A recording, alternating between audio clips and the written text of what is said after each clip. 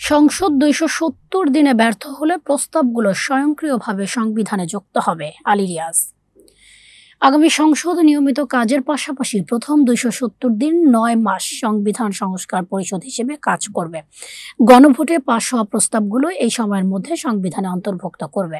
জুলাই জাতীয় সনদ বাস্তবায়নে এমন সুপারিশ করেছে জাতীয় ঐকমত্য কমিশন। তবে যদি সংসদ তা করতে ব্যর্থ হয়, সেক্ষেত্রে ঐকমত্য কমিশন একটি বিকল্প প্রস্তাবও করেছে। তাহলে সংবিধান সংক্রান্ত প্রস্তাবগুলো খসড়া বিল সংবিধান সংশোধনী আইনের খসড়া আকারে তৈরি করবে সরকার।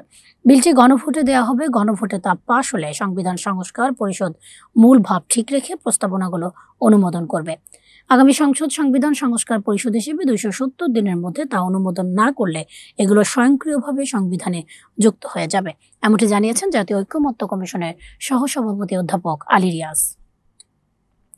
আজ মঙ্গলবার দুপুরে অন্তর্বর্তী সরকারের প্রধান উপদেষ্টা অধ্যাপক মোহাম্মদ ইউনূসের কাছে জুলাই সনদ বাস্তবায়নের সুপারিশ জমা দেয় ঐকমত্য কমিশন। পরে রাজধানীর ফরেন সার্ভিস একাডেমিতে সংবাদ সম্মেলনের কথা বলেন আলী রিয়াজ। এ সময় ঐকমত্য কমিশনের সদস্যরাও উপস্থিত ছিলেন।